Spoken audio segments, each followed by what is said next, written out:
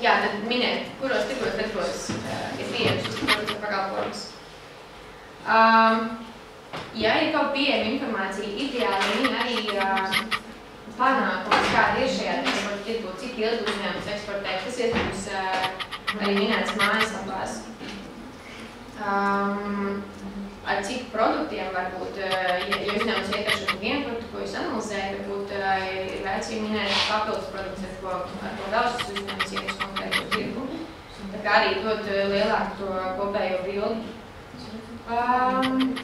Jā, tādējādi arī iegūstot šo tādu konkurētspējas novērtējumu tieši par ārējiem tirgiem. Bet šeit, principā, gan šajā, gan iepriekšējos blokos, varbūt pirmajā netik ļoti, tas formāts diezgan brīvs.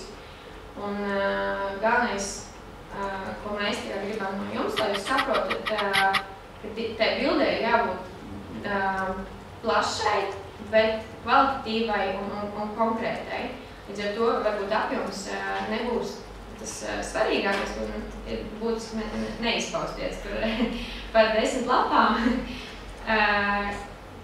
Konstruktīvi un kvalitatīvi noraksturot šo situāciju gan vietējā tirgu, gan ārējā tirgu. Jā? Varbūt par eksportu ir kādi jautājumi.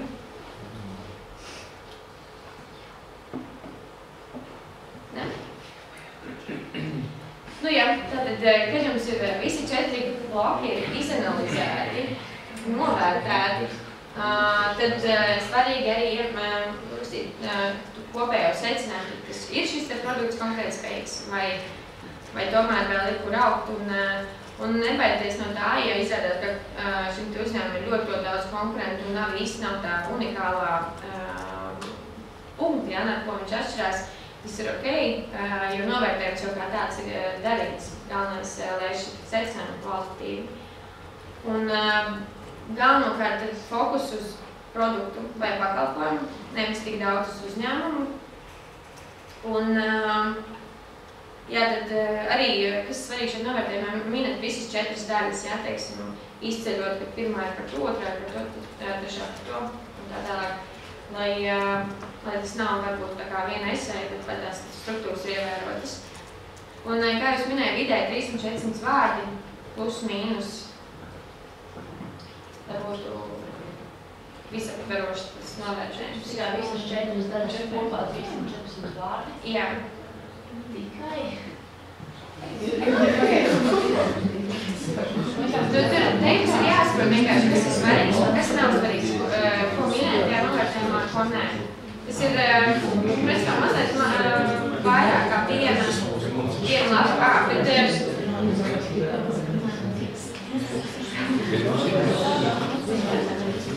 visi satraujušies ir.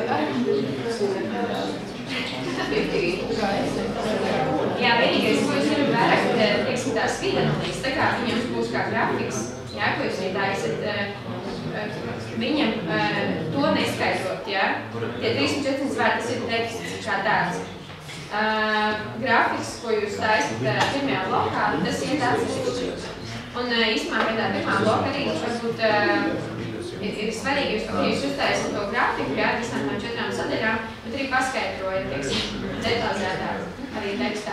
Mazliet, par Bet vai tas būs kā mītus, piemēram, ja es izvēlušu speciālu produktu, kurš, manuprāt, ir galīgi garām, un viņš nespēja konkurēt, un liekšu uzsvaru uz to.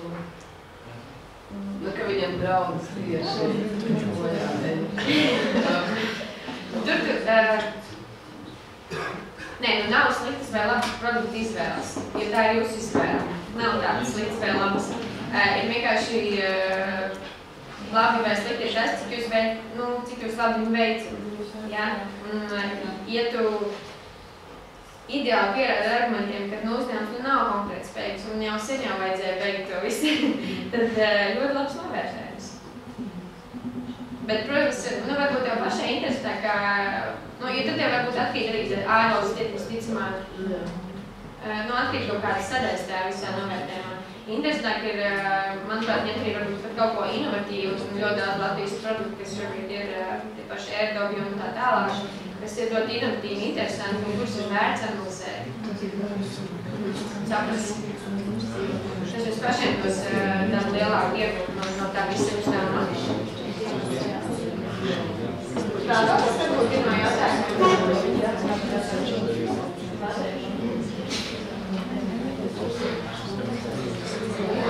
Sakiet, jā. Tās var ar komandām, kā ir no 1 līdz 5 pareizi? Jā. Tas nozīmē 3 līdz 5. No 3 līdz 5? Kā jums vispār ir? Jums ir padomā kaut kādu produktu vai Es tieši gribēju jautāt, piemēram, es darbojos vienā firmā, kurā jūs visi sakat, ka pilnīgi, man jau mazliet visi zināms, un es esmu viena no viņiem, teiksim, ja mēs esam negluži tādās grupās, ka visi var būt 3 vai individuāli, piemēram, šo projektu vai pa 2. Tas netiek akceptēts. Tas jau ir tikai forma. Nu, nē, rādat savus komandas darba spējas un darboties komandās. Bet tavā gadījumā ļoti labi, ja tu esi jau konkrētā uzņēmumā, tur ir daudz vieglāk minimizēt. Pārliecina vēl 2 cilvēkus un mēs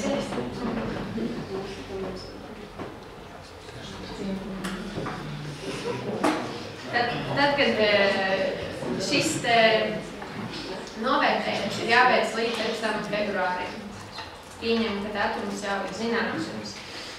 Kas seko tālāk?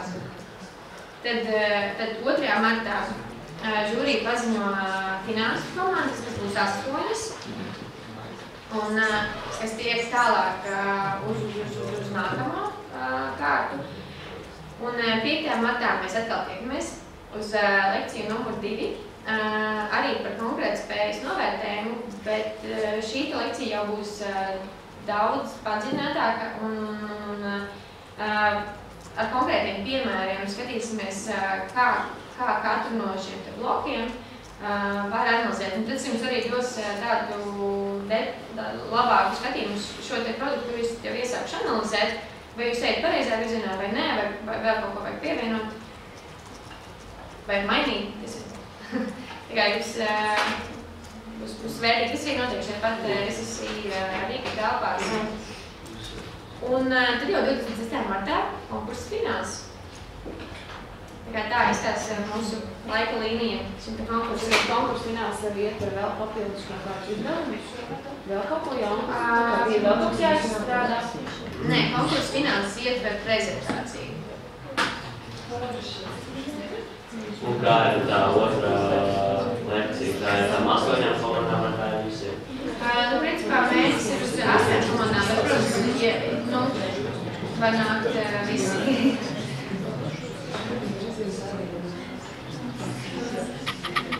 Tā īsumā laikam tas izpēc cauri. Pēdējie kādi jautājumi, ko ir vēl, kamēr es vēl esmu šeit? Tās prezentācijas jums kādas? Cik man zināms, latviski? Vienā. Sorry, angliski. Finālā mums ir jāpazudēs savus. Jā, protams. Tas notiek valodā. Apkārt jāpalīdz. Jā. Un arī šī prezentācija arī nonāks līdz jums, kā ja būs kaut kādi jautājumi, kaut kas, jūs reiz iziet cauri un runāties arī ar konkursu. Jā.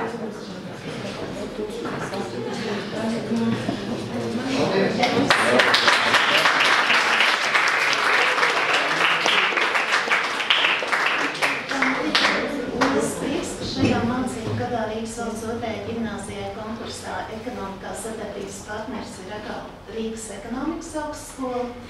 Un sadarbībā ar šo augstskolu mēs esam tikuši pie kontaktiem ar saviem bijušiem absolventiem, kur Rāvis vēl šobrīd ir augstskolas students, bet Laima jau ir mūsu skolas absolventi un arī šīs augstskolas absolventi. Un tad caur šiem kontaktiem mēs tālāk tiekam pie tik zinošiem lektoriem, par ko šodien liels prieks. bet mēs tiksimies vēl vienā lekcijā. Un, protams, paldies arī pārējiem augstskolas palīgiem. Un es ļoti ceru, ka mēs varēsim vienoties, ka prezentāciju mēs varēsim ievietot visiem pieejamā vietā jau šobrīd. Un tad pats lekcijas video es sapratu, ka būs aptuveni pēc nedēļas. Un mīļie 12. no RV2G izlasat noliku. Tur viss ir rakstīts, par ko jūs šodien jautājāt. Ja? Bet, protams, varat nākt manis pārjautāt arī tās skolā, un katrā brīdī, kad rodas kādi jautājumi. Paldies!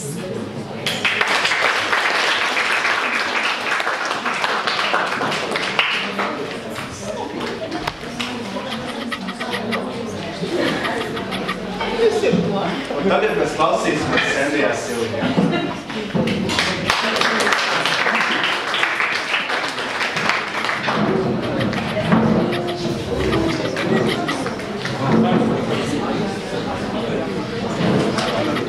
Čau visiem! Mani sauc Sendija. Es jums nedaudz drīz pastāstīšu par Rīga, kas vispār ir un ko mēs šeit mācāmies, ko mēs šeit darām. Jautājums, vai kāds no jums ir plānojis par pieteikties Rīga? Kādam šī ir galvenā izvēle mācīties? Katrs mājas šeit ir apdomājis, ka varētu. Jā. Un tad es ceru, ka jūs visi ir tikai apdomāsiet, tiešām arī pieteiksties un mēģināsiet, jo, es domāju, ka Rauls nav piekritīs un pateiks, ka jā, šī ir tiešām liela vieta, kur būs. Un kāpēc es varbūt vispār esmu tādā sajūtmās par šo vietu, un pastāstīšu. Pagājušajā man bija tāda lieta, ka atzīmes visur ir ok. Varētu iet mācīties principā jebkur, bet man īsti nezinu, kas saista. Un tad tā es Rīgas kaut kur palīdēju, pieļās, lai iet. Paveicās, tiku iekšā, un likās, ka ekonomika kaut kas drausmīgs, kaut kas briesmīgs, ko nekad mūžā neiemācīšos.